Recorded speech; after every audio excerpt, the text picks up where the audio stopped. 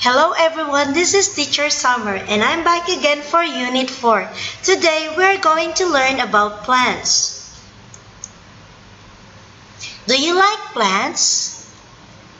Yes, I like plants too. But first, let's learn the life cycle of a plant. Plant starts with a seed. Seed with leaves, seedling, small tree, growing tree, mature tree with fruit that contains seeds. Next is the parts of a tree. The parts of a tree start with the crown. The crown is the upper part of the tree which consists of the leaf, flower, branch, twig, fruit, and inside the fruit we can find the seeds. The lower part of the tree is the trunk and the roots. Needs of a plant. In order for a plant to grow, the plant needs soil, space, sun, air, and water.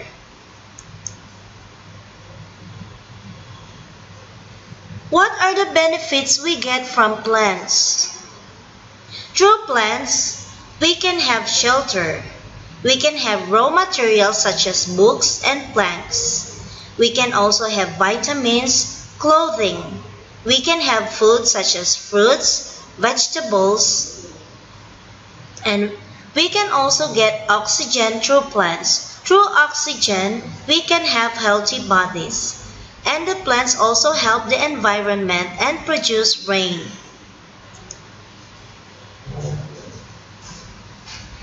What are the dangers of not having plants? First, we have soil erosion. Soil erosion happens when there are no trees with roots that can hold the ground. Number 2, we have flood. Without trees, water comes rushing down the mountains through the cities and other urban areas. Number 3, pollution. Without plants, we can have water pollution and air pollution, and this can be a great danger and threat to humans. It can cause deadly disease such as cancer. Number 4, drought. Without plants, the earth would go dry and there are no trees that would produce water.